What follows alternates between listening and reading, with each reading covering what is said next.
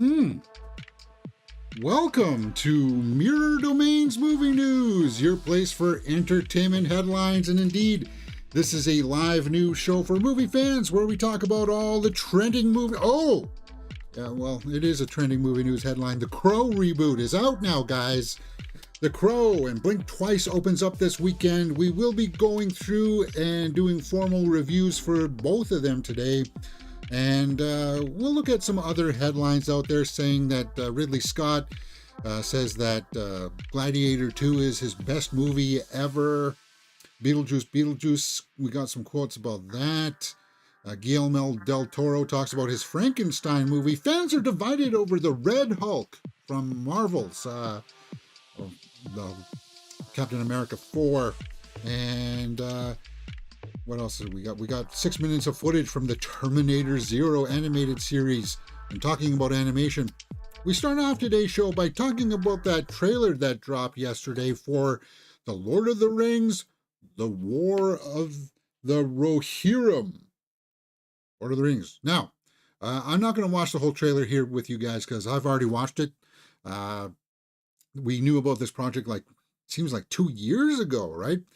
I really dig the animation style in this, man. It's got like shades of a little bit of like Studio Ghibli influences in there, which is kind of cool. Like, it's obviously not as like the same caliber, but it's slick, man. Fight for my king. You know nothing of war. See? I'm the fastest rider you have. They're trying. They're trying. Now, is it as good quality as say like Princess Mononoke? Like this shot here is very Princess Mononoke-ish. Obviously, you know, Studio Ghibli, they're like he's a master, right? So I mean, it looks cool. It looks good. This takes place I think they said 1,000 years before the events of the Lord of the Rings. It was cool being back in that universe, and there's that Kraken squid thingy. Yeah. The trailer starts off with actual footage from Lord of the Rings. Warner Bros. I think we got something that's going to be very interesting for us Lord of the Rings fans. This debuts just in time for next week when The Rings of Power comes out, right? So they want to try to ride that wave, get Lord of the Rings back in people's mouths and concept. I dig the aesthetic that they're going for in this cinematic in this animation style. Let's go down and take a look at the comments. Don't start a fist fight with Helm Hammerhand. Never in my lifetime would I expect Lord of the Rings to get an anime adaptation. That's somebody who's naive, or no, that's not proper. The first iteration of Lord of the Rings we ever had was like an animated thing. What are you talking about? And it wasn't very good. Well, it technically isn't Lord of the Rings. You mean like the first laminated, like The Hobbit in 1977? Yeah, like that. Yeah, so people are. I mean, you're not correct with that statement, sir. Yeah. He's dead. Well, duh. The king of Helm Hammerhand, not Helm Soft Knuckles. But 200 years, it says 200 years, not 1,000. Sorry, my bad. But 200 years before that, there was an older tale. Yep, how time works. I'm looking forward to it. I thought it looked good. The voice cast is also pretty good. Let's go to the voice cast here. Pull that up. Because Miranda Otto returns. She's kind of like the narrator, right? Brian Cox is Helm Hammerhand. Sean Dooley. Luke Pasqualiano. I'm sorry if I'm butchering that. Gaia Wise. But it's just cool that Miranda Otto is back. Miranda Otto rises vocally, at least, for Lord of the Rings, The War of the Rohirrim. What did you guys think about this trailer? I think it's, yeah, it looks cool, man.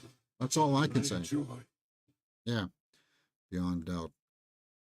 And this is something where it doesn't have to make like $1 billion or anything. Like if it makes a couple hundred million, that's good enough. That's what I would say. The War of the Rohirrim. We're looking forward to this. Good. Um, I am, at least. When does it come out? The release date for this Lord of the Rings War of the Rohirrim is December 13th. Taylor Swift's birthday. Cool, man. Cool. We're going to need it. Because what else comes out in December then? Oh, yes, that Raven the Hunter movie. James, you shouldn't laugh about that. I thought you liked the last trailer. It is what it is. All right, enough of that. Yes, moving on. So, we are going to be talking about Blink Twice and The Crow, but we're going to start off by taking a look at the Thursday night previews that will help set the table for expectations. Blink Twice makes $820,000 in previews. The Crow has only $650,000. Guys, I saw the late show for The Crow last night around 10 o'clock. When I bought my ticket at 10:07, I was the only person in the theater. 2 people trickled in later on. So there was only 3 of us in the theater, or, well, the advanced screen. Tonight is technically the opening night for it. I would expect a little bit more, but $650,000 on a Thursday night previews. Remember, guys, typically even $2 million is good for a Thursday night preview. Like average is usually around, like, if you want to set a good standard for a good haul on the weekend, you want them around $6 million. Higher end movies, most anticipated, usually get 12 to 15, and then every now and then you get a phenomenon like Deadpool and Wolverine that makes 35 million. But that's $1 billion film, right? Neither of these are going to be $1 billion films. And out of the two right now, if I had to tell you to go see one, as much if you're a Crow fan, I would say, guys, wait to streaming to watch The Crow. Don't waste $15 on it. I think you would get more out of Blink Twice. It's a much more not thrilling experience, but it's a it's a better crafted movie. Ooh, there it is. Blink Twice is a better crafted movie for sure. And Channing Tatum plays a creepy billionaire. Indeed. All right. So, with that being said, that sort of is going to set the table here. I thought The Crow would come in at first place. Looking at the box office last week, I thought that Crow would be first place. But not with that, because of Blink Twice did better than that. Remember, I said that Crow would be number 1 with probably around 30 to 35 million. It's not looking like that, guys. I think we've got another Borderlands situation on our hands here, where I think the Crow reboot is going to struggle to even make 5 million. So based on those numbers, look at everything here in the top 5 here. I don't think it's going to even be in the top 5. I don't. Because I think Despicable Me 4 will go back into the 5 spot. Blink Twice, I think, will be in the ballpark of around 5 million, which will be good for that. It'll be good for that movie. And we'll take a more critical look at the box office on Monday, like how much Blink Twice costs and stuff like that. But it does pique my curiosity now. I want to know what the budget was. Around 20 million. Oh, wow. Really? For that? 20 million for that? Really? It's weird because that movie, they pretty much only used like one, or not one. Like there's one main location, but in that one location, they use like 3 or 4 primary sets, right? With, like, the main location is the backdrop, and then you've got like the poolside, the dinner table, and then kind of like this big kind of courtyard area. And the whole film pretty much takes place in those locations. I don't think it's going to make its money back, guys.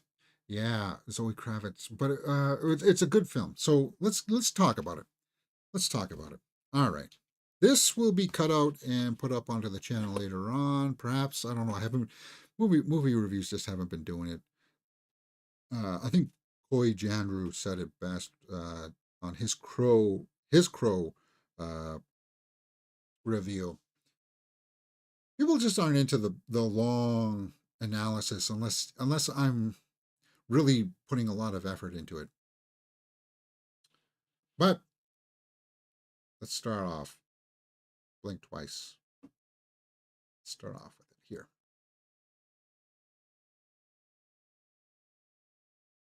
Blink twice. Oh, sorry. Hold on.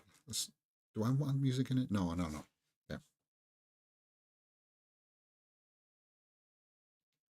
Okay.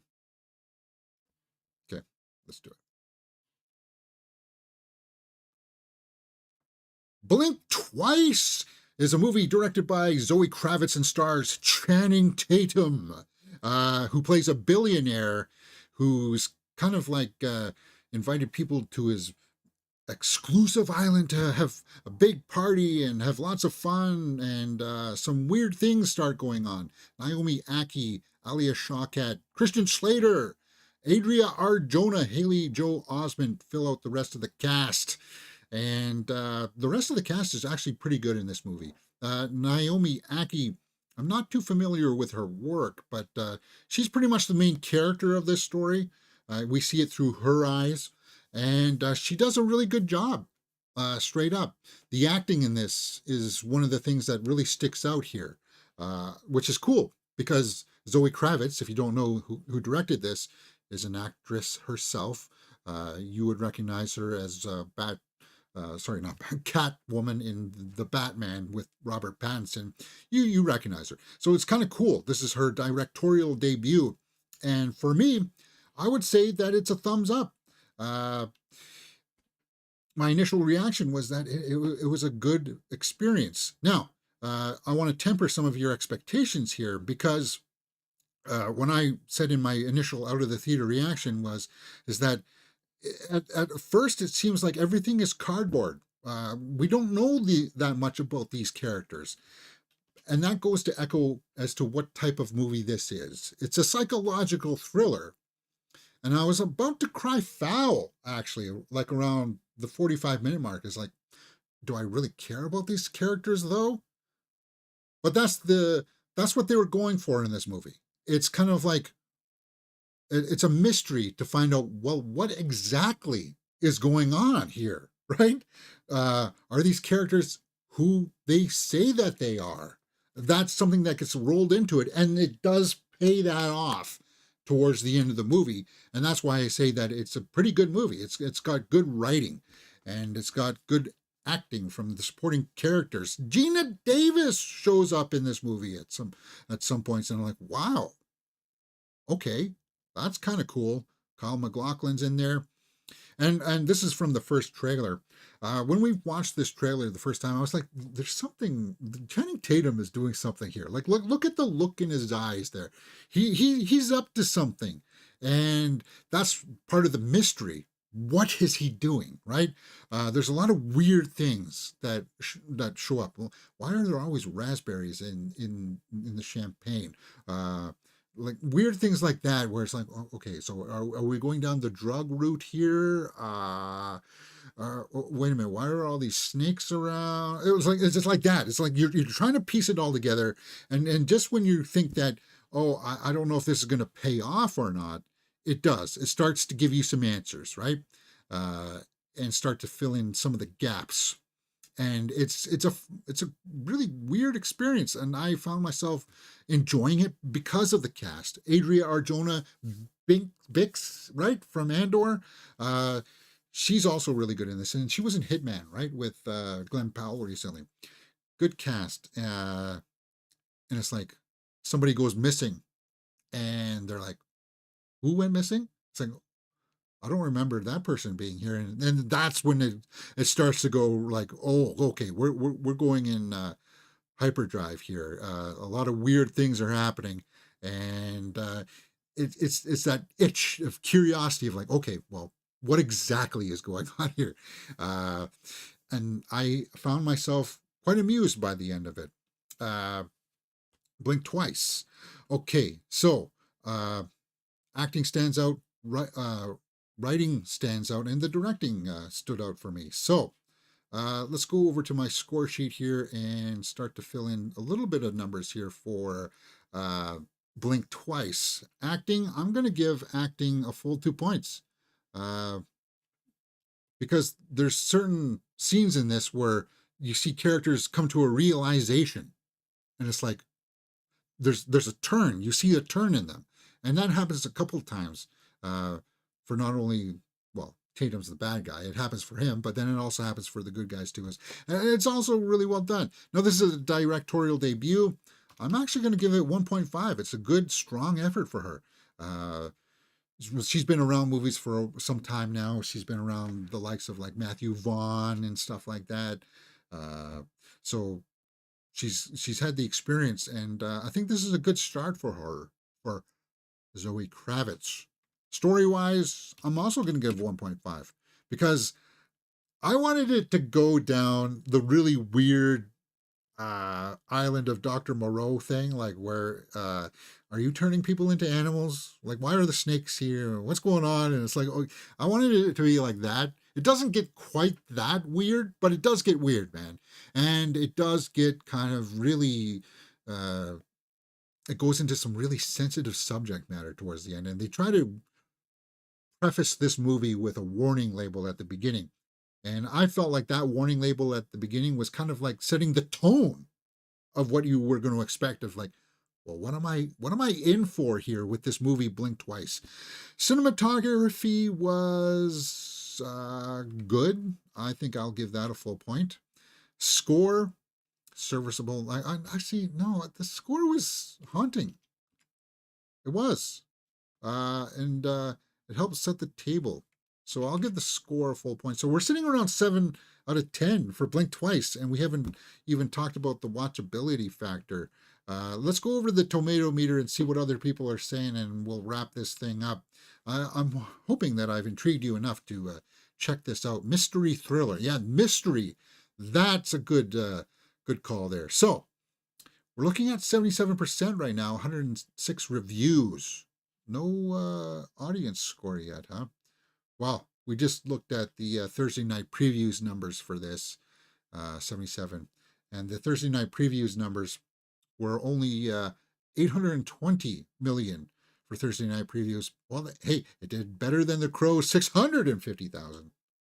Sorry, 820,000, yeah, for Blink Twice. 77%, so we're going to finish here in that ballpark. I'm probably going to finish a little bit higher, but maybe I'll temper something later in there. I'll readjust something. We'll figure out something here. Let's go down to the critics. Blink Twice may be aiming for a feminist statement. What? He's experimenting on people. What are you talking about? Oh, well, I guess maybe I suppose I could see that angle. But it's ultimately a slasher movie with a bunch of one-dimensional final girls. No, Boston Globe, that's way off the mark. Sure, it's a bit predictable. No, it's not predictable, actually. I didn't find it that predictable. And I watched the trailers. But actress Zoe Kravitz is like, well, it's predictable in the fact that you know he's doing something weird to them on the island, right? And you know it's probably going to be involving some kind of hallucinogens or something weird thing, right? Zoe Kravitz, in a promising directorial debut, milks every ounce of suspense out of this Me Too thriller set on an island paradise where pretty young things accept invites from the tycoon Channing Tatum at their own peril. Audience. Tea Time says it was good. Tons of to unpack in the movie. Really enjoyed this one. Phenomenal directorial debut. A slow burner, but worth the payoff. That's a good call too. Slow burner, because remember, as I said, it starts off and it seems like these characters are very cardboard. They don't move anywhere. But then, as you learn more and more information, you're like, okay, now I understand why it was set up like that, right? Let's take a look at the Get Out of Believe Women. I guess maybe there is some of that stuff in there, but guys, it's not. It's not, they're not beating you over the head with that kind of stuff. It's just that's the scenario, right? Zoe Kravitz's directorial debut is both stylish and sneaky thrill, and that stylish is a good call because that's why I wanted to use the. I gave full marks for cinematography and score because the score there's like a ambient synth or not synth like orchestral theme throughout it that works, but it's also got like a few like keyboard kind of chimes in there, uh, synth score kind of thing that help. It works, man. It helps immerse you into that world and the weird psychedelic things that happen in it. And there is some weird psychedelic things that happen in this for sure. Detroit News didn't like it. Blink Twice has some pretty good locations and familiar needle drops, but it is unable to conjure up any big ideas for itself or its characters. It's an island getaway that gets away from itself. And it does go down, like the preface at the beginning is warranted. But when you preface something with like, okay, this film contains violence that may offend some people and stuff like that, then okay, you're telling me that I'm going to see something like Pulp Fiction, like or Deliverance. I even talked about Deliverance in my straight out of the theater reaction, right? I guess you get a little bit Deliverance is pretty graphic, if you know what I'm talking about. That's the Burt Reynolds movie there, right? Ned Beatty, the pig scene. That's graphic. It's not quite as graphic. This movie's not quite as graphic as that. It's more along the lines of perhaps what Pulp Fiction is like, and Pulp Fiction never had a trigger warning before it, so I don't understand that. Alonso Duralde, a tense, twisty, and tropical thriller that wrangles themes of trauma, class, and the fallout surrounding social and professional cancellation into a playfully served but serious-minded package. Matt Donato liked it. Okay, good. We trust his opinions. A darkly comedic, rage-driven survival thriller that hints of Glass Onion, Get Out, and The Hunt. Yeah, I like that aspect where it was like pulling at things of familiar threads. And that's a good call there between Glass Onion, Get Out, and a little bit of The Hunt. I would say even shades of The Menu, because food does come into play here.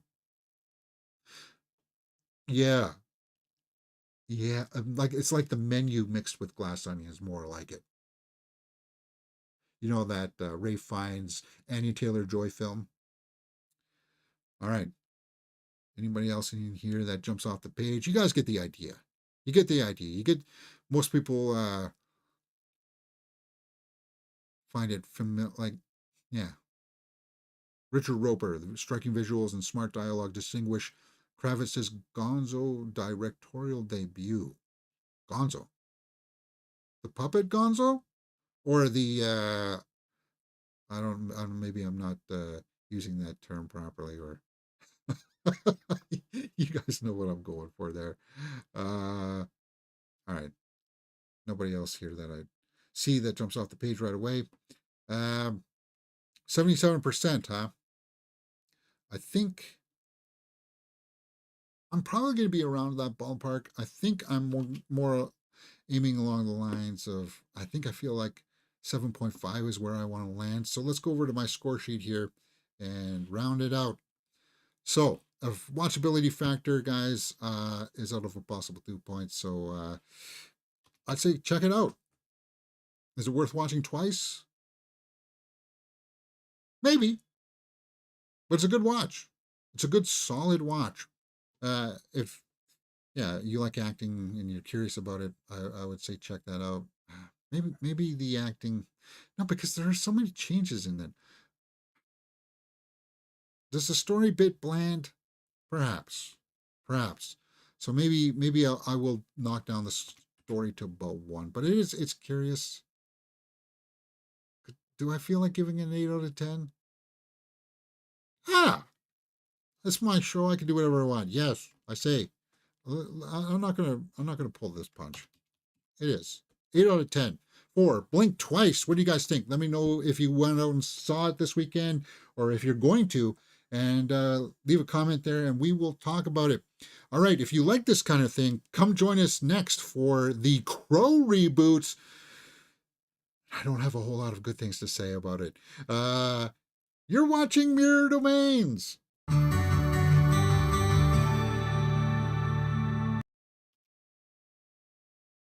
Okay, so let me just clear up my score sheet.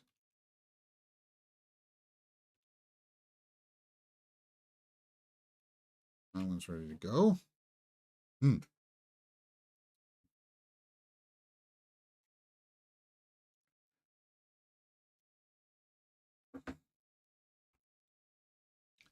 I thought about putting together a Crow review here where I would go into real detailed depth. I would write out my script first. But as I said, movie reviews just don't get the views, man. And YouTube doesn't push them out for some reason. I feel like I make good points. I do, but they don't jive. The straight of the theater reactions do, but we'll have to see. And I'm going to create a short later today about what you should, like the choices between Blink Twice and The Crow.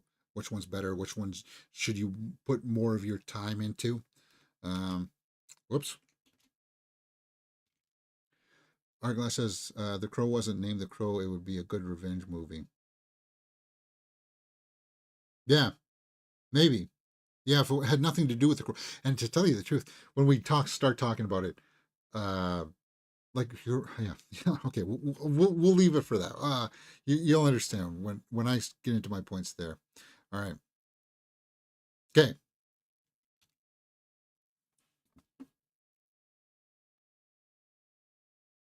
Let's make sure all my slides are ready to go here.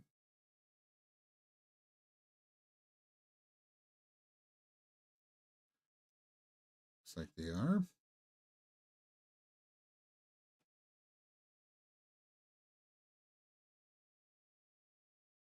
Okay.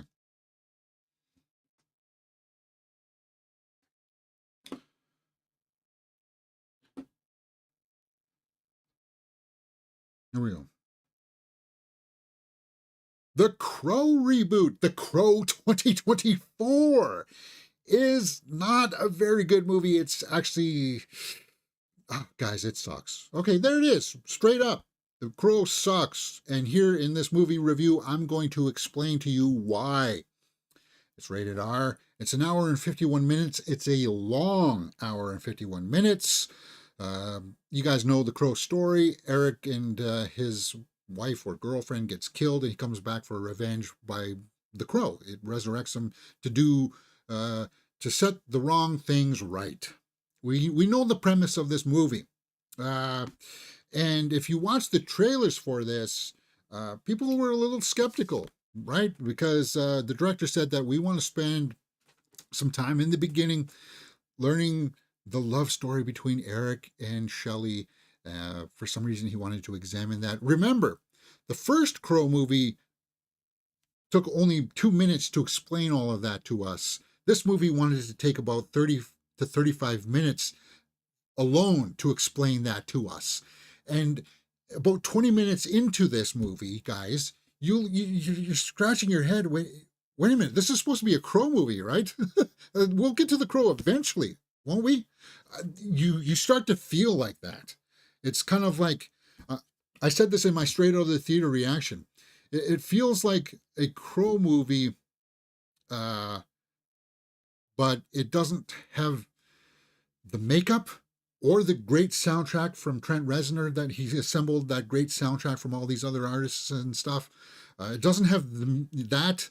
It doesn't have the bad guys that like just chew up the scenery when they're on there, like Tintin. Come on. I'll close this door for you, master. Like that. Listen, you don't get any of that in this. If this was going to be a Crow movie, they should have just said, okay, it's not Eric Draven. This is just another person that comes back to get revenge. If it was that, would this still work? No, actually it wouldn't, because it's not even middle tier, guys. It's like the worst. It's like the Edward Furlong version of The Crow. And you're like, wait a minute, they spent how much money on this? Bill Skarsgård plays Eric Draven, and he's not the worst part in this. You could tell that he's really trying to do what the director wants him to do, and he's a good actor. You know he can transform into these different things because we've seen it with Pennywise. This is the guy who plays Pennywise the clown. Crying out loud. Yes, he's got the chops, and he was actually much better in Boy Kills World this year. He's got this ability to transform, but the whole aesthetic, like, this doesn't look very gothic. So I can't, like, I don't understand how this film was made.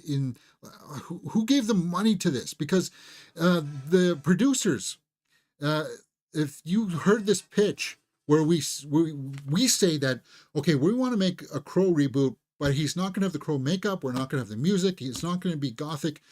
It's kind of like, let's make a Superman movie where he doesn't fly or wears his costume. It's like, the producer says, oh yeah, I'll give you the money for that. Hey, come here, I got some magic beans for you. It's only going to cost you $1 million, and trust me, you'll eat for the rest of your life. I got them. Like, it's that, like, what gullible executive listened to the pitch for this movie and said yes? And Hollywood's got to stop this. They really have to. They greenlight projects for things where one of the first things that they do is step on the fan base.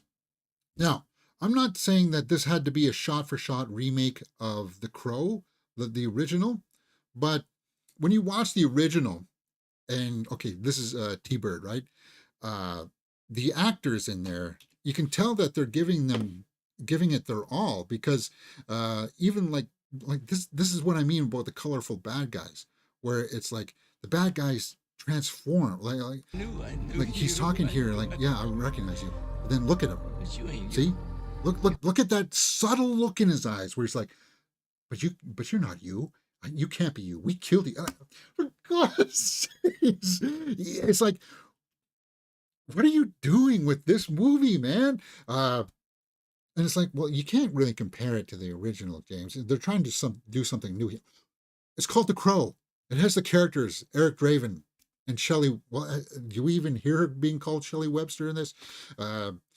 It's just so lackluster. It's style over substance. And this is that movie. If you're looking for something that's just like, okay, there's that opera scene that we see in the trailers, right? Where he goes in and starts to lay waste. Okay, you're like, okay, well, that looks like it could be a promising action sequence, but you don't know any of these people. They're just henchmen. They're bodyguards. Why is he killing them? It's like, it's not well written. Bad guy that has like supernatural powers in here.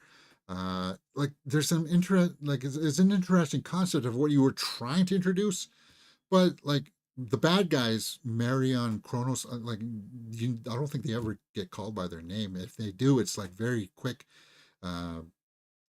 Like, you didn't understand the property. You didn't understand the assignment, Rupert Sanders. I'm going to hear some people probably call out FKA Twigs here for her acting abilities. I'm going to be brutally honest here. At first, I thought that some of her lines seemed a little bit shaky. But throughout the film, she kind of won me over. I kind of like, okay, look at the comparisons between these two. It's just this. It's like the first Crow is like on this whole other level, and this is like straight to streaming. This is like for Tubi, for crying out loud. So actress wise, FKA Twigs is a musician, right? So she sings and stuff like that. I'm not familiar with her work, but acting wise, like it's not as bad as the two musicians that appeared in Chappie. Like those ones were. Ugh, I don't know why. Yeah, I don't understand this fascination of turning people who are not actors into actors. Like they recently wanted to make like a Travis Kelce movie or something like that, and it just stop that, stop it. But she did okay, right? She was okay. Does that go against my argument? Uh, Maybe, but it's not good. Um, Guys, I would not waste your $15 on this to go see this movie. Wait for streaming. If you're a Crow fan, yeah, you may want to check it out. It's just a real shame. It's a real shame because the premise, like on paper, the premise, like, okay, we want to spend more time learning about them falling in love. Okay, it seems like it would be okay, but then when you're watching it and you're like 20 minutes in and you're like, this is like Bonnie and Clyde or something. They're both addicts. Did you root for them? Really? Not so much. So you can see the direction as to where this is going. Let's go over to my score sheet and start to fill in some numbers here.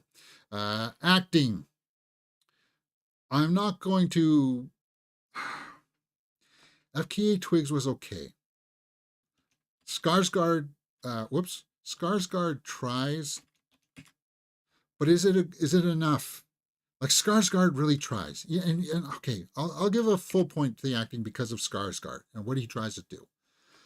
Directing wise, you didn't understand the assignment, but some of the shots were competently set up. The sound mix is, I guess, okay. 0.5 is a stretch. Story wise, sucks.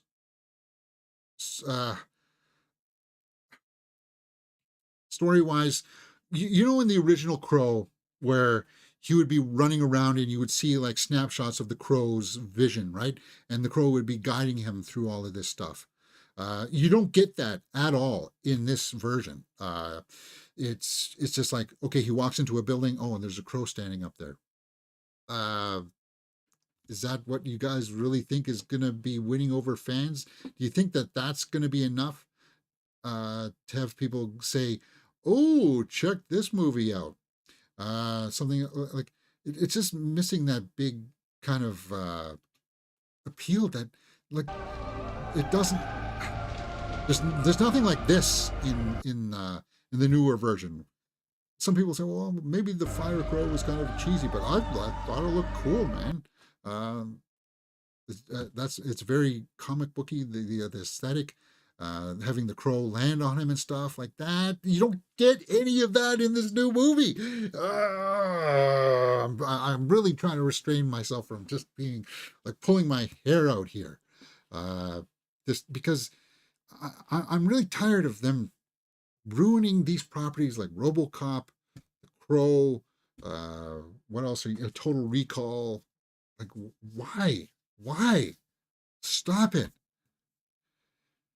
So, with the score, the soundtrack here, there's a few needle drops where, like, they try to bring in some music. Like, you remember in the trailers when they used the Ozzy Osbourne soundtrack, you're like, oh, okay, well, we're going to have a good soundtrack, right?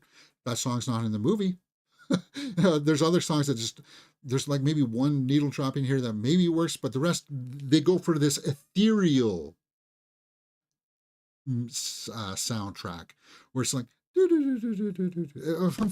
the heck? What? No. So this is the first time I think I'm ever going to do something like this, because usually I say the score is serviceable, but I'm going to give the score, or sorry, I'm going to give the score a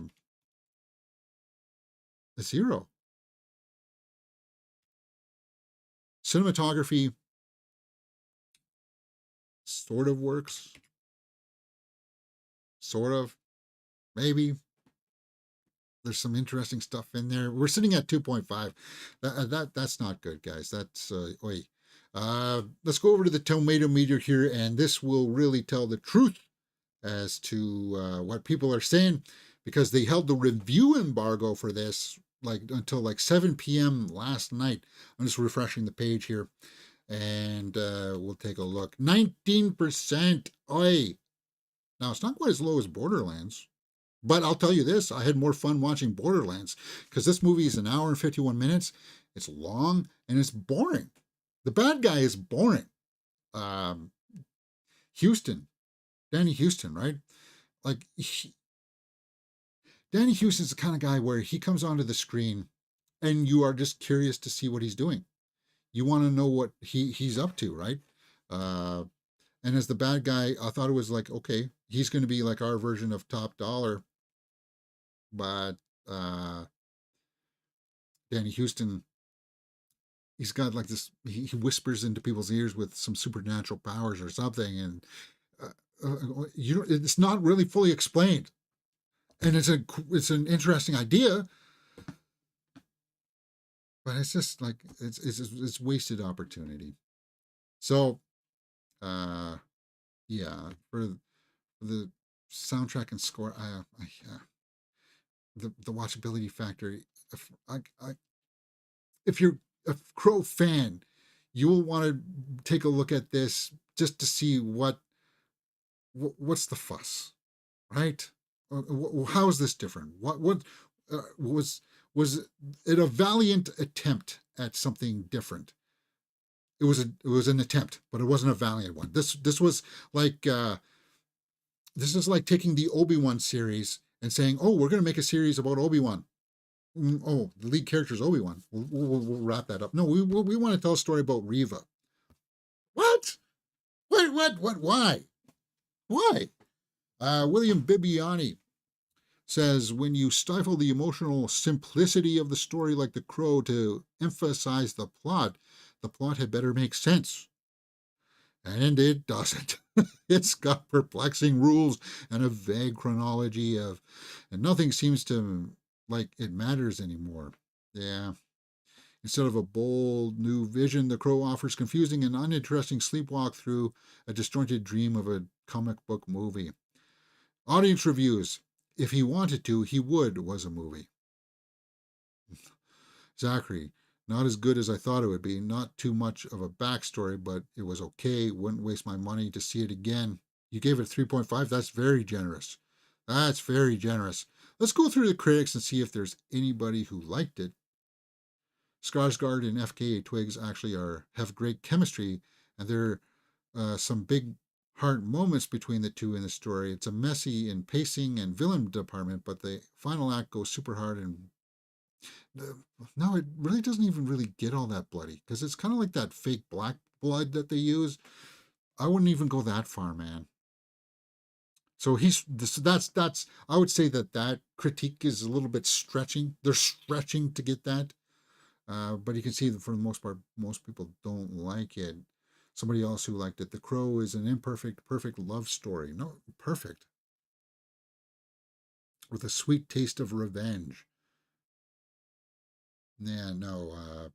And it almost has the audacity at the end of the movie to say, wait a minute, did everything we just watched just happen in somebody's head? Is that what happened? Like, it's just like, no. No. I'm just trying to see if there's anybody else here that jumps off of the page at me here. I was looking for maybe a Donato, but I'm not seeing it. Not a good movie, guys. Watchability factor should be a 0. Watchability factor should definitely be a 0. This is going to be like one of my lowest scores of the year. And I've seen a lot of movies, guys, that people would call bad. Like, well, we just talked about Borderlands. But I would watch Borderlands and this in a heartbeat over this for sure. Hey, you got Kate Blanchett with fire wings. Yeah. Guys, how does it compare to The Other Crow?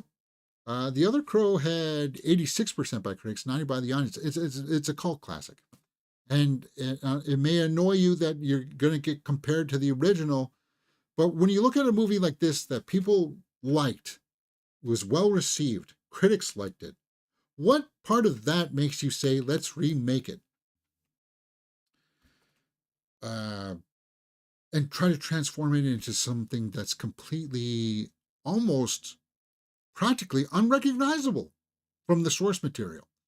Uh, you've got to stop stepping on the fan base that made it popular in the first place and say, no, I want to do something new. This is my story. I get to do whatever I want to do. Well, guess what? You're fired and you're done. I don't want to see any other projects from Rupert Sanders ever again. In fact, my life would be complete if we never hear from Rupert Sanders ever again. Now, let's wrap up my score sheet. Watchability factor, guys, I am going to give a point to.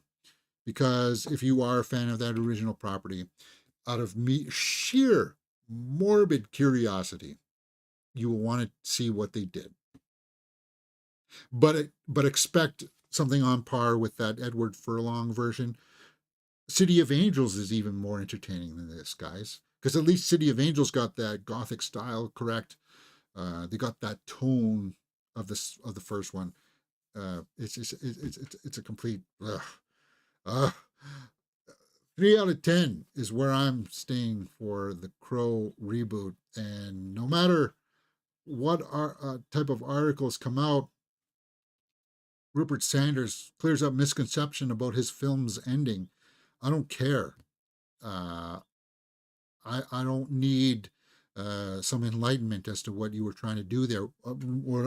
Remember what I was saying about did it all happen in the head?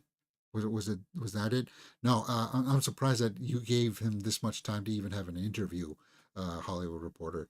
I'd be like, here's a quick quote. Now, hey, I hear there's an opening at McDonald's for an assistant manager, Rupert Sanders. How about you go do that for the rest of your life? Because making movies doesn't seem to be your calling. FKA Twigs, working on the Crow reboot, helped FKA Twigs embrace the inner darkness again. Her inner darkness. See, I don't know anything about her music, so maybe that's what they're trying to appeal to. So, guys, I think I've been able to spit out everything I want to say about the Crow, but we can't go without watching Skank. It's not fair. Funboy's fault. That boy was out of control. T-Bird, he came in here, weighs them both, and now this dude's gonna kill my ass next. Come on. Like, he was just a smaller background bad guy villain type character, and that's the kind of effort that was put into this movie, in the first Crow movie. And I can't tell you who any of the other characters are, the other villains are. Fire it up! Fire it up! Fire it up! For God's sake, yeah. Go watch the original Crow. This doesn't deserve your time. That's done. 3 out of 10. What did you guys think? Let me know in the comments below. We got some live comments here from Hourglass Vikings. The Crow wasn't named The Crow would be a great revenge movie. It wouldn't, though, because there's some nonsensical things about the bad guy that just don't add up. Hourglass Vikings, I was tearing up with just the clip you showed of The Crow. The original deserves to be re-released. I think it wasn't it? And, oh, yeah, and the whole thing on Devil's Night is not a thing. It's not a thing in this version. But yeah, that turn there, like the actor who played T-Bird, you don't get that. Like, why not, guys? Why not have like other good actors come in to be the villains to add in some color, some depth? You don't get an Ernie Hudson character in this. You don't get that small girl narrating the story or anything like that. It's just him and Shelley. Who am I thinking of? T-Bird. Tintin is Lawrence Mason. T-Bird, David Patrick Kelly. Yeah, phenomenal actor. Very underrated. He's like you'd recognize him from a lot of things. Yeah, bummer thing. Tony Todd is in the original. I mean, come on, man. They had even Candyman, Timu/Wish version of The Crow, maybe. Yeah. It's a damn shame. But, guys, you know what? as they always say, you know what? And as our glass echoed there, we still got the original. Go watch that one. That's The Crow, and that'll always be The Crow. For me, it will always be. So, waste your money, Hollywood. Please don't. No, I don't want you to waste money, Hollywood, because I want you to make good movies. I want to go to the theater and have good experiences. This was not good. This was like pulling teeth watching The Crow. Like I stood up in the last act, and I just, because it was only me and two other guys in the theater, I just stood there because I was falling asleep. I was, I wanted to walk out. And somebody commented on my short video that they did, because it's that caliber of a film. Let me know what you thought about it in the comments below, and we will talk about it. What's coming out this week as well? Blink Twice, with Channing Tatum playing an eccentric billionaire. Owns an island, invites people to the party, and does he drug them? Does he turn them into weird farm animals? Yeah, it's kind of a weird film. Check out my review for that. That's up on the channel right now as well. And if you like talking movies, come join us here on the channel Mirror Domains. Until then, I'll see you next time.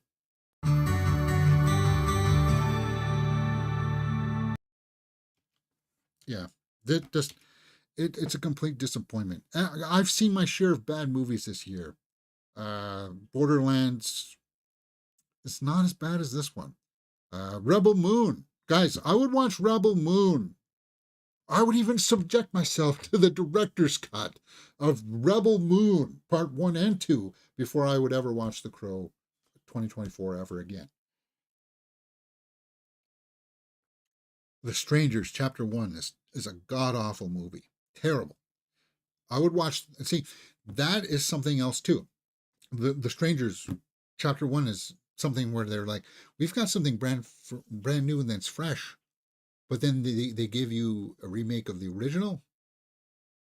It's like, I understand how some people would get like mixed messages, right? We don't need a shot-for-shot remake of the original. We just need an updated version with a spin on a few things, right? Like have the bad guys be different, like, and not have it about drugs or something. Like have them be like, I don't know, rock climbers or something. I don't know. Change it up and make it like. Think about something goth. What do goth people like to do? They like to go to the dance. They like to showcase their garb, right? Their clothing, their outfits.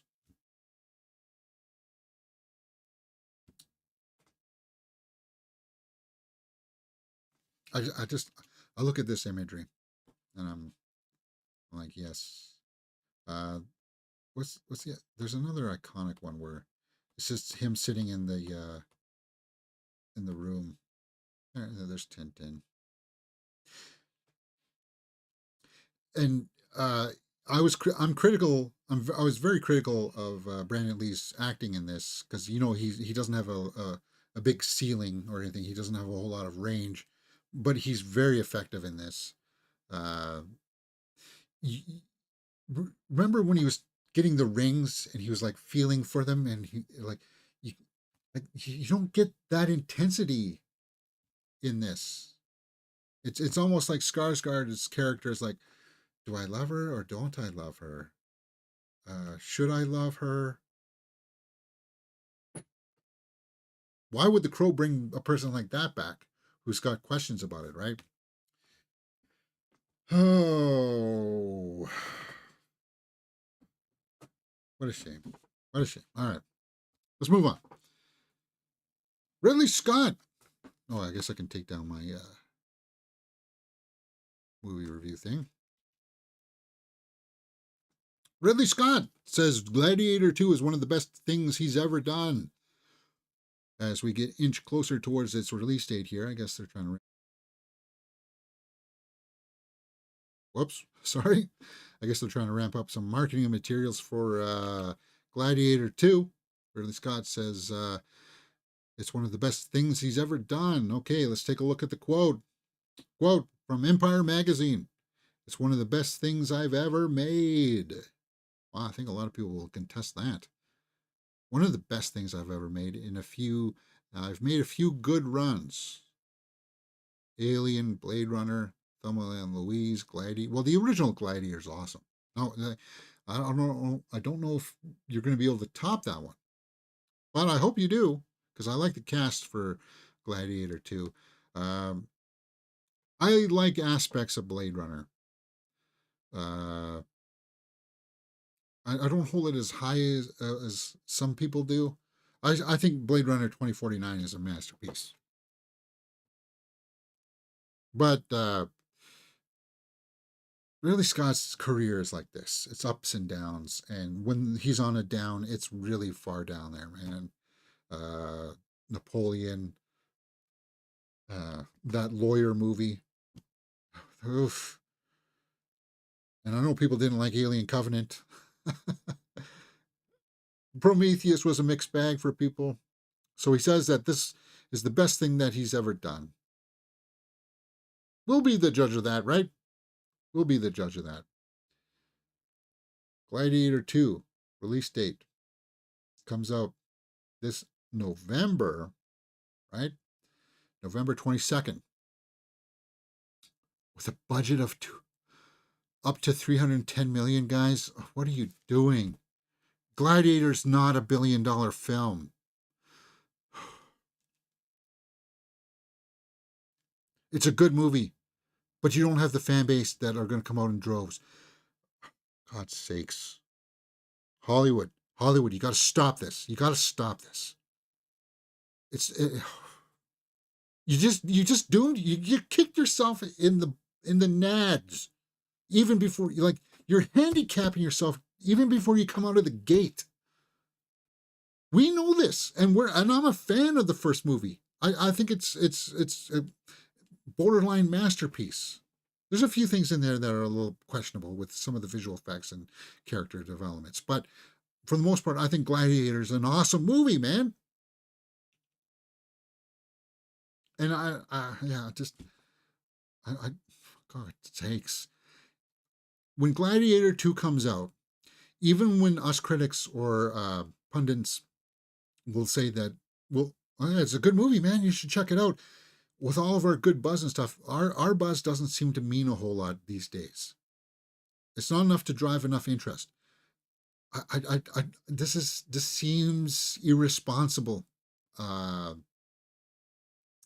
the studios here, guys, for that amount of money. And if it doesn't produce profit, you got to stop giving Ridley Scott these kinds of budgets. You cap them. You want to make a movie? Here's $50 million. No, this movie needs 150. Oh, sorry. Did you say something after I said 50 million? That's all you're getting, dude.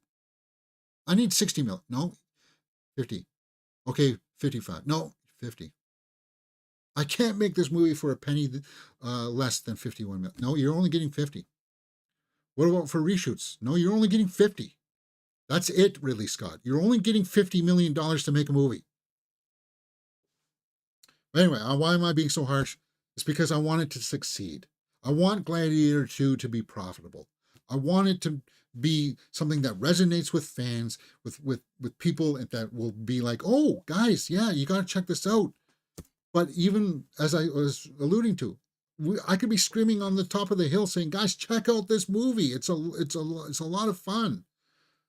Like Fall Guy or something, right? People just don't go out and see it.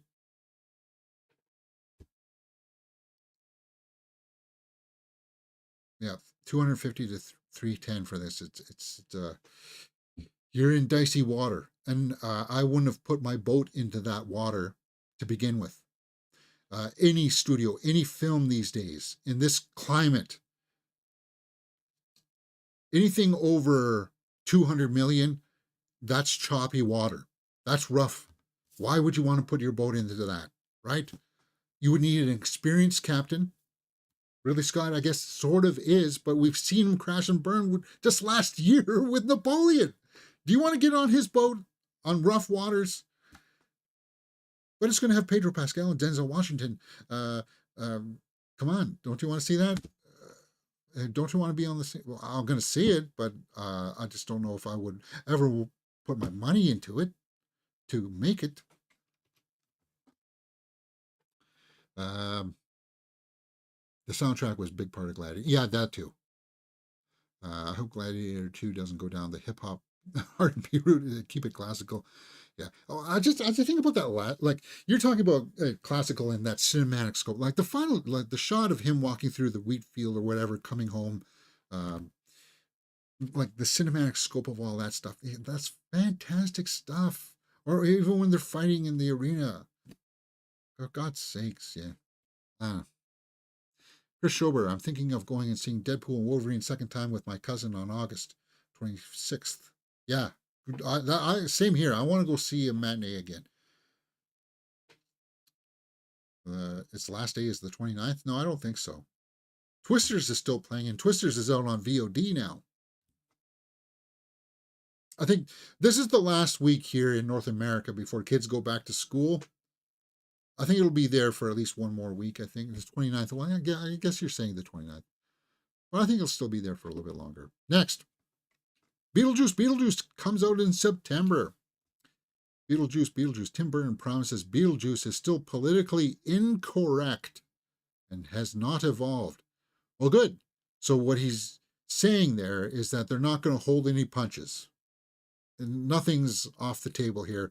We're just going to let this character or this story go to where it does organically. Burton said, quote, Michael Keaton and I both love the fact that he was politically incorrect and he's politically incorrect now. So I'm just laughing because somebody asked him the other day, Michael, how does Beetlejuice character evolve? And we're just starting to laugh because he doesn't. That's the whole point. Yeah. Nice effing model. And then he grabs raspberries, right? He grabs his groin. Like that kind of stuff. And I'm sure that kind of stuff was probably ad-libbed. That's just Michael Keaton just going for it. That's what I want to see in this Beetlejuice. It's like just let you've got an actor of the caliber of Michael Keaton. Just let him do his thing. Like just roll the camera. Here's the scene. Here's the setup. Let's play. Let's play in this little sandbox, and we'll try to work with whatever comes out, kind of thing. I hope it works like that. So, like that is a little bit of a risky roll of the dice too, but the eccentric nature of the story alone, the concept of Beetlejuice, allows for that kind of thing to unfold and hopefully pay off. I hope it pays off. Cool. Guillermo del Toro reflects on the poor reception of Crimson Peak. Wow. I went and saw Crimson Peak in the theater. I like the cast: Jessica Chastain,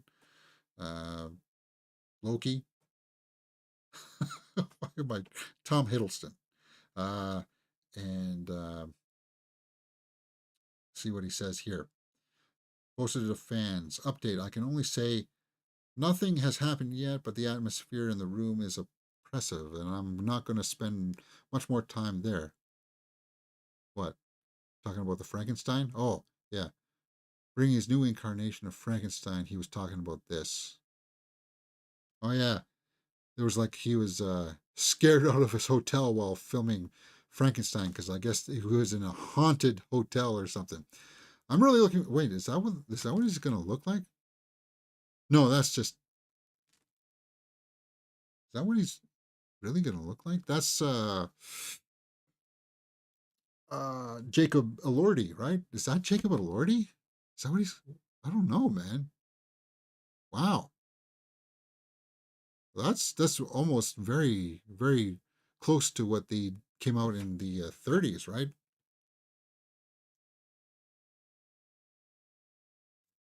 That's cool. So, update. I can only say nothing has happened yet, but the atmosphere in the room is oppressive, and I'm going to spend much more time in there. It may be suggestion, but at this point I kept on sleeping in another room. I need 6 hours of sleep to have a good shooting day. Hey, 6 hours if you're on a schedule like that, that's usually pretty generous. Like sometimes you only get 4 hours, and then you just kind of like, or sometimes it's just like you're in the edit bay at the end of the day, and you're like, there's a couch, guys. I'm gonna get at least an hour or two here, and then you're just up and at it again, right? Anyway, sometimes shoots can be a marathon. They're very taxing. All right, so uh, Del Toro was asked how he felt about the reception of how the passing of Crimson Peak. The thing that will always, pun intended, haunt me, that movie, is that it's sold as a horror movie. Yeah, it was more of a gothic romance with shades of like Game of Thrones, uh, Lannisters. I need to revisit it. Crimson Peak. Is it streaming? Where's it streaming? Um, yeah, Mia Wasikowska, right? She was good in that movie. Doug Jones.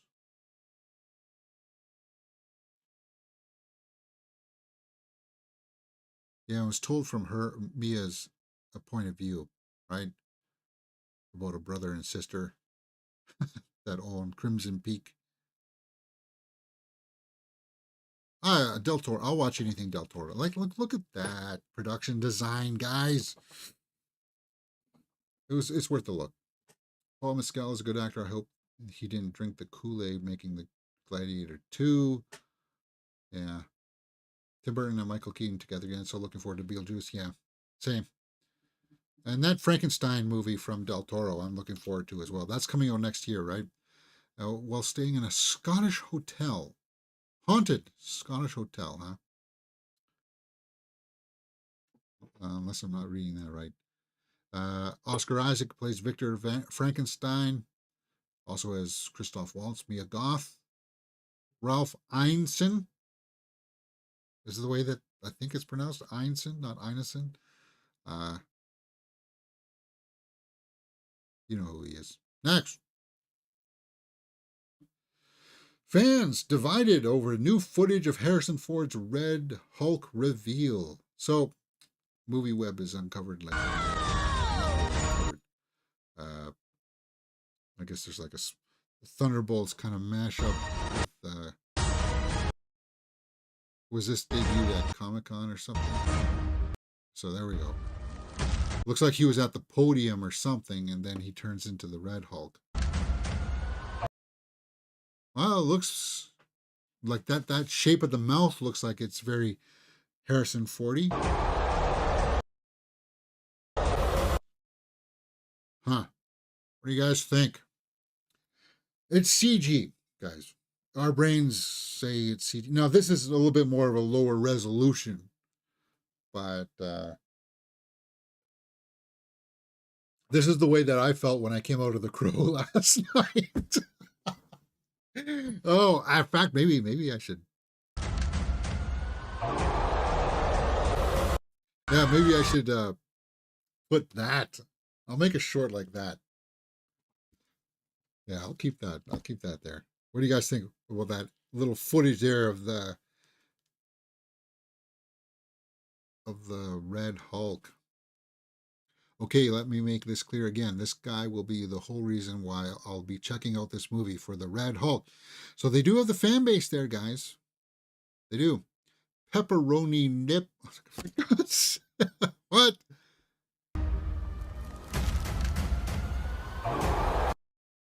Pepper. Oh, now I can't unsee it. The pepperoni. Oh, for God's sakes. uh, um, is that really Harrison Ford, his Red Hulk? Is that what we're calling this CGI thing? Well, it is. Of course, it's CGI. Well, Hulk was CGI throughout the entire MCU. What are you talking about? I hope that this, instead of people waking up to him all the time and saying, "Oh my God, Han Solo! Oh my God, Red Hulk!" I don't know. Interesting. Next, Terminator Zero has 6-minute opening sequence available now on Netflix. Yeah, I haven't watched it yet, guys. I guess it's on Netflix India. Um, I like the aesthetic of the animation too. Look, it's haunting. It's creepy, man. Uh, so the first 6 minutes are out for the. This is a, was this no? This is not the series. This is the movie, right? Terminator Zero.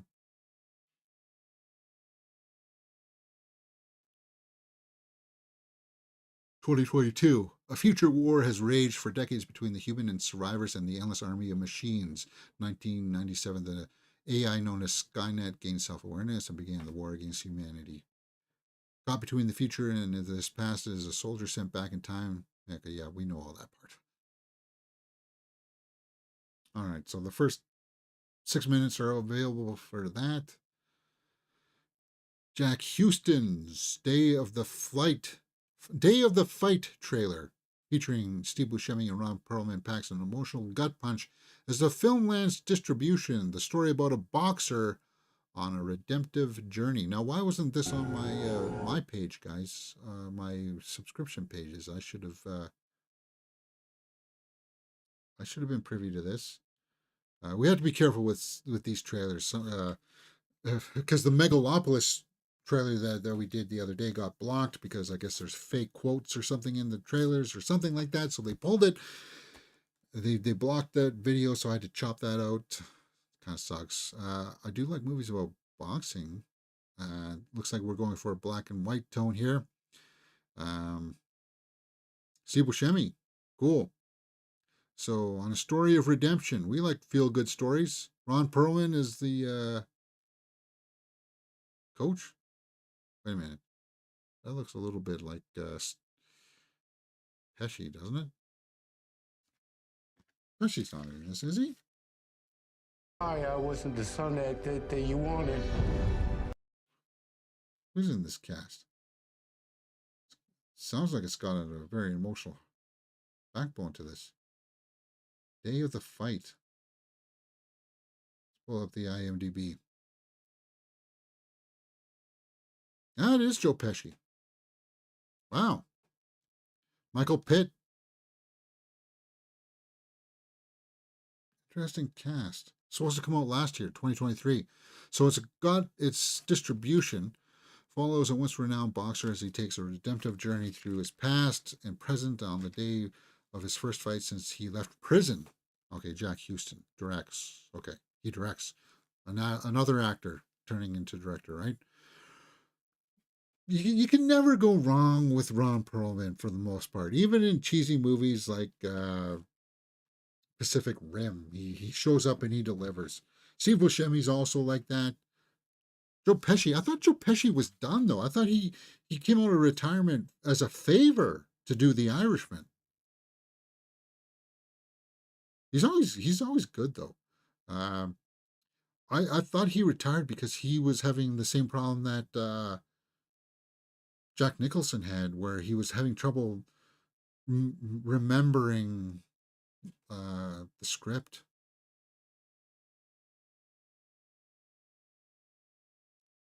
No, he's been in a TV series, so I guess he's not really retired. 2023, he's been doing some stuff.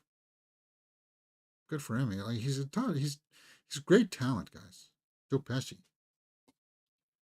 So to see him in this,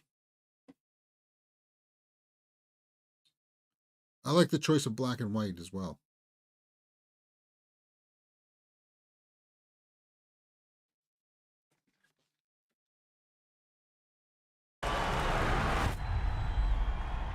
Day of the Fight. Matter in your life are far more willing to forgive than you might expect. This is it. This is everything. Yeah, it looks like it's got some heart to it, huh? Only 3 comments. Looks great. Was that De Niro in the rear view mirror? No. I don't think so. Oh yeah, Michael Pitt. Oh, he's a good actor, man. We just last saw him in that reptile movie on Netflix, right? Curious. So it's got distribution. When is the release date? No release date there. Is that the end of the trailer?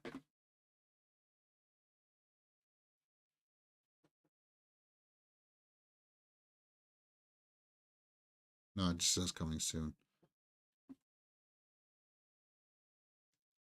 I'll check that out. Looks like there's a little bit of color in it at some points. Like there's washed out color, like the color palette there. It's washed out, but then there's parts that looks like it's full black and white. Cool. All right. Yeah, Day of the Fight looks award worthy for sure. Somebody went overboard on chest and arms day. Yeah. Next. Okay, let's get to the salacious, sultry headlines. I got a few here. These are just meant for fun. We're an hour and 16 minutes? Oh, for God's sakes. I guess I was kind of long winded for my reviews. We'll wrap it up here. Ben Affleck, Jennifer Lopez's 24 bathroom? You've got 24 bathrooms in your house? Beverly Hills mansion for sale. Oy. 24 bathroom. Here's what Ben Affleck's house looks like. Well, you know what I would like to see? You know that guy, Enes Yilsmeyer, I think is his name? He does like walkthroughs of mansions in Hollywood, all over the world and stuff. I'm subscribed to him. He does these great, fantastic walkthroughs of these big, elaborate mansions. I want to see him do a walkthrough of this mansion. Watch his channel, guys, because you want to talk about presentation skills. This guy's got it in spades. No, I'm sure it's not one big, long, continuous shot, but he's very good at presenting. He knows his stuff about architecture and stuff like that. He goes through these huge homes. 24 bathrooms. That's what I want to see. That's the only reason why I brought this. We talked about it the other day that these two are getting a divorce. Asking price 68 million. Wait a minute. Since when? So these two got married and then bought a $68 million house.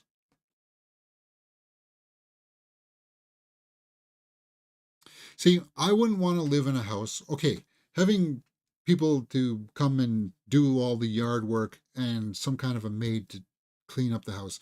I think, and at most, I think I would have a butler. But the thing is that you're having all these other people around you in your house. Your house is supposed to be like your sanctuary, right? So is this their house here that we see from Brandon Graves's? Okay, so we get to see a little bit of the inside.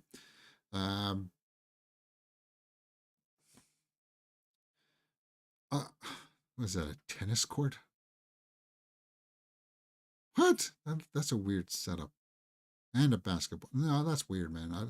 I would like a gym in my place if I could afford. But the thing is, as I said, you got all these other people hanging around, and you just want in your house. I want to be alone, right? I want to be. Yeah, somebody comes in and cleans it when I'm out. I don't know. Whatever. Weird. Next, Donald Trump isn't worried. I said his name. Ooh, I need to wash my mouth out with soap. Isn't worried Taylor Swift will sue him over fake endorsement posts with AI images.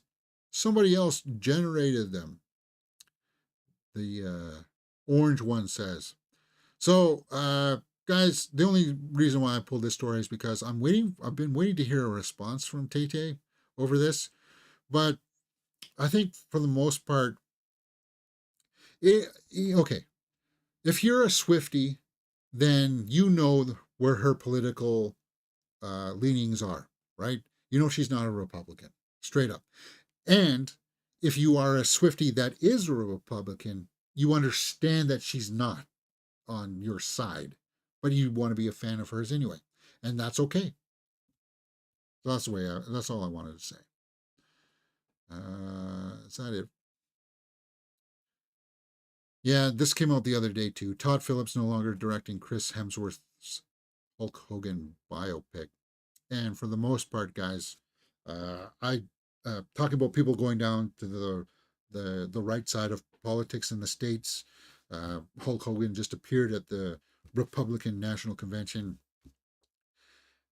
Uh, yeah, no, talking about falling off.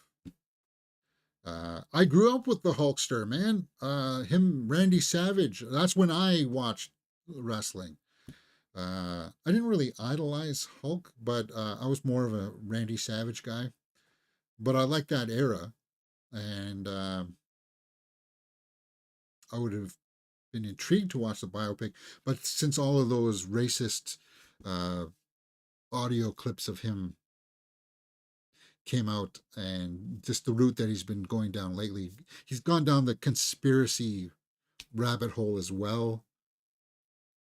No, I can understand that somebody like Todd Phillips would be like, I'm not doing this anymore. Uh, I'm not gonna. I could even understand that somebody like Chris Hemsworth is like, I don't want to play that dude. Yeah, and um, Matt Damon and Ben Affleck are producing a film that's gonna dive into all of the salacious stuff. So that's kind of taken over that. Reacher's ready to come home this September. Season 3. Fans of Reacher will want to get their hands on him before season 3. So I guess what is there a Blu-ray coming out in September for season 2? Fantastic Beasts comes to Peacock.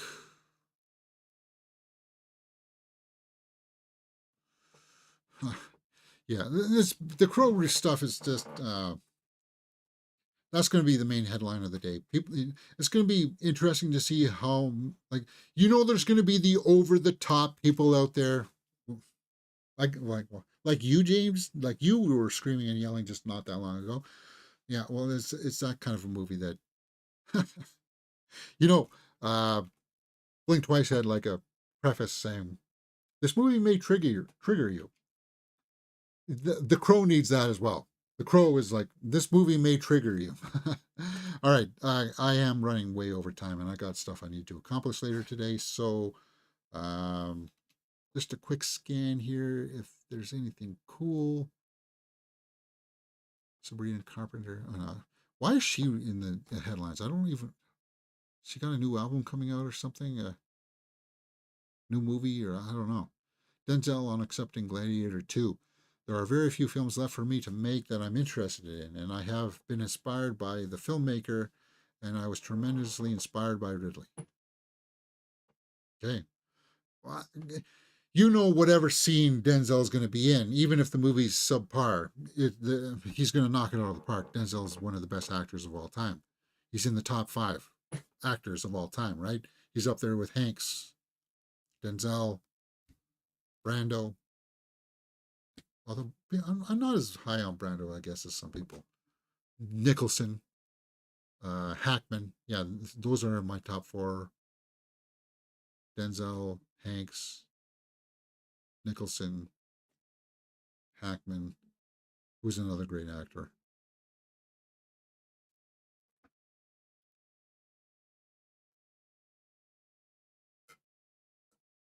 Daniel Day-Lewis. There. Daniel Day-Lewis is probably got to be like number 1. Yeah, there's my top 5 right there. And yeah, I got no shame about putting him in there. No second thoughts. Rupert Sanders. Yeah, I don't want to hear from you. Next, Joseph Quinn, Gladiator 2. I'm looking forward to seeing what Joseph Quinn does. Because after Quiet Place Chapter 1, he's won me over. Oh, this is why I said Sabrina Carpenter's, because she's got a new music video out called Taste that has Jenna Ortega in it. Okay. Might have to check. Nah, I don't even.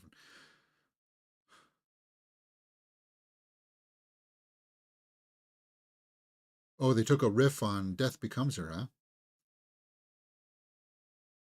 Yeah. Gary Oldman is a top. Oh, yeah, Gary Oldman is. He'd be fighting to get into the top 5 for me as well. Gary Oldman. He'd be like number 6.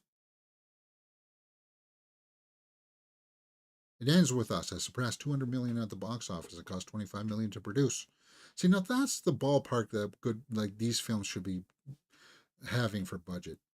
Taylor Swift on Zoe Kravitz's directorial debut, because we know that Taylor Swift is going to be directing a movie soon here too, right? So she says, the film is incredible, thrilling, twisted, wickedly funny, and visually stunning. The performances are phenomenal. We talked about that. Zoe conceptualized this, wrote it, obsessed over every detail, and directed it with such a clear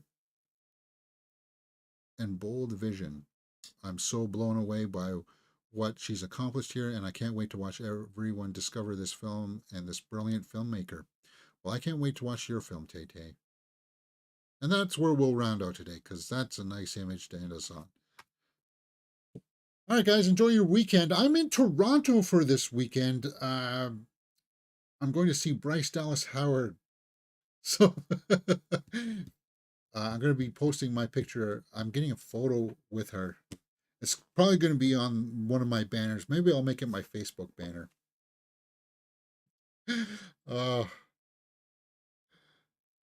I've worked hard for it too. This whole last week, every day for the last 8 days now, 1,000 plus carbs or calories on the treadmill per day. So like that's like what, 8,000 plus calories burned. And I've been eating less than 2,000 calories a day. Eggs and cabbage is mostly what I've been eating. I've just been trying to look good for my picture. Looking good for my picture. All right. So we'll see how that goes. Enjoy the rest of your weekend, guys, and I'll see you next time right here on Mirror Domains.